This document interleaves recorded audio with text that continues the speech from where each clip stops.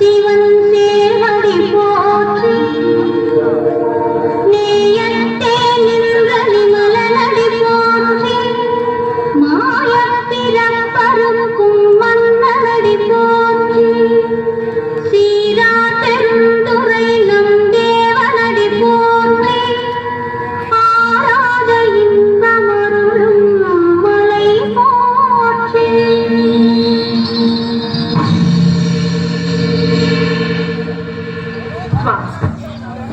அடியாள் வேண்டுகோள் என்று தாங்கள் சிரத்தை விடுத்து என் விண்ணப்பத்திற்கு செவிசாய்க்க வேண்டும். தாட்சாயணி அனைத்து உணர்ந்தவள், ஆத்திரப்படும்படி ஏதும் கேட்க மாட்டாய் என்பது எமக்கு தெரியும்.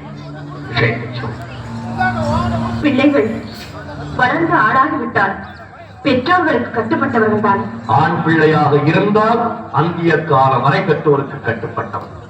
பெண்ணாக பிறந்து விட்டால் பருவம் அடைந்த பிறகு மற்றொருவருக்கு மாலையிட்டு விட்டால் கணவனுக்கு தான் கட்டுப்பட்டவன். மற்றொருவருக்கு மாலையிட்ட பின் பெற்றவர்களை அந்த பெண் மறந்துவிட வேண்டியதுதான். சுற்றி வளைத்து நீ எங்கு வருகிறாய் என்று எனக்கு புரிகிறது. சுருக்கமாக சொல். கோபப்பட்டு விடாதீர்கள். மறுமுறையும் மன்றாடி கேட்டுக் கொள்கிறேன். என்ன கேட்கப் போகிறாய்? என் தந்தை தட்சம் நடத்தும் யாகத்திற்கு சென்று வர வேண்டும் என்று மனதில் தோன்றுகிறது. உத்தரவு கொடுப்பீர்களா? என்னை அவமானப்படுத்த வேண்டும் என்பதற்காகவே எனக்கு அழைப்பு விடுக்காமல் யாகத்தை தொடங்கி இருக்கிறான் தட்சன். எனக்கு வழக்கமாக சேர வேண்டிய அவர் பாகத்தையும் தர மறுக்கிறார். அப்படிப்பட்ட கொடியவன் நடத்தும் யாகத்திற்கு நீ தருவதா? நீ தந்தையாக இருப்பதா? அவன் கவலை மறைப்பதா? அதற்கு நான் உத்தரவு தருவதா? அவர் அழைக்க மறுத்ததையும் அறிவாக கொடுக்காமல் இருப்பதையும் குற்றம் என்று சுட்டிக்காட்டு.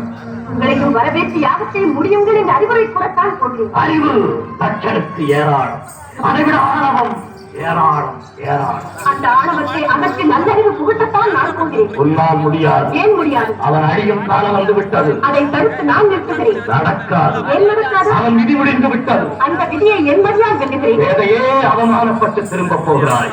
இல்லை, என் தந்தை ஈசனுக்கு விரோதி என்ன என்ற அளவுக்கு அவர் மனதை மாற்றிவிட்டு வெற்றியுடன் திரும்பி வருகிறேன். ஒரு பெண்ணுக்கு பிறந்த வீடு பார்ப்பதமா அல்லது புகுந்த வீடு நிரந்தரமா?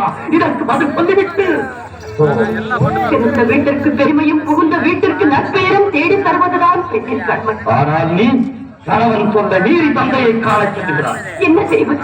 பாசம் என்னை தூண்டுகிறது. வளர்த்த கொடுமை என் நெஞ்சத்தை வாட்டுகிறது. போது உங்களுக்கு பிடிக்கவில்லை, போகாமல் இருக்க என்னால் முடியவில்லை. ஐயனே, பிறந்த வீட்டிற்கும் புகுந்த இடத்திற்கும் விரோதம் ஏற்பட்ட பிறகு பெண்ணாக பிறந்தவள் இருப்பதை விட இறப்பதே மேல். தந்தையின் பாகம் என்னையும் மீது மனவுக்கு வந்துவிட்டது. அவர்தான் என்னை மன்னியுங்கள். சென்று வர உத்தரவிடுங்கள். விதி உன்னிடமும் விளையாடுகிறோம்.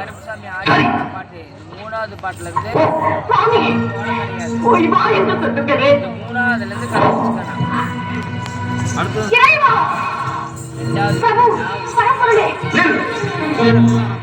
எங்கு வந்தாய்? எதற்காக வந்தாய்?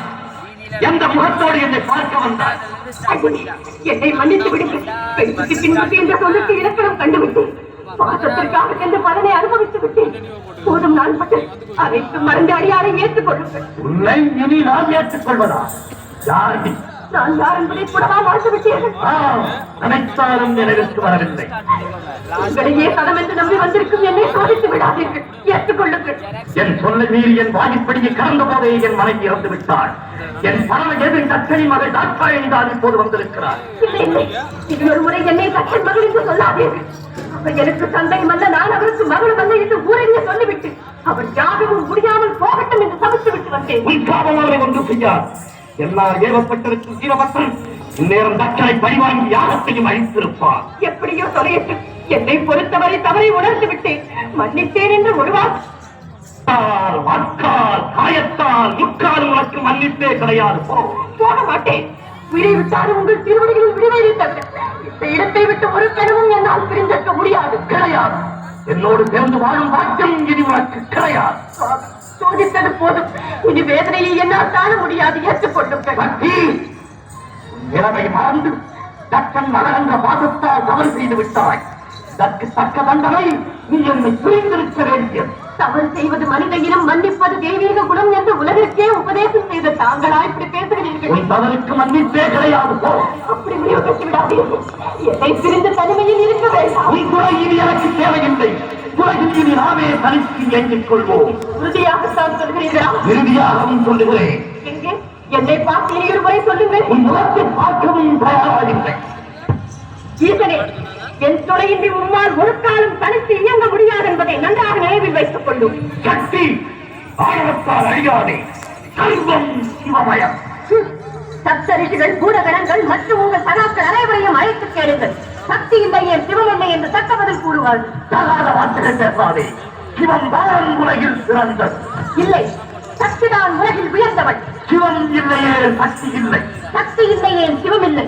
சிவம் தான் பெரிய. சக்திதான் பெரிது. ஆணுக்கு பெண் அடிமை. அந்நாளையும் பெற்றுத் தருவது பெண்மை. நீ இன்றி நான் உண்டு. நான் இன்று நீர் இல்லை. ஆயா!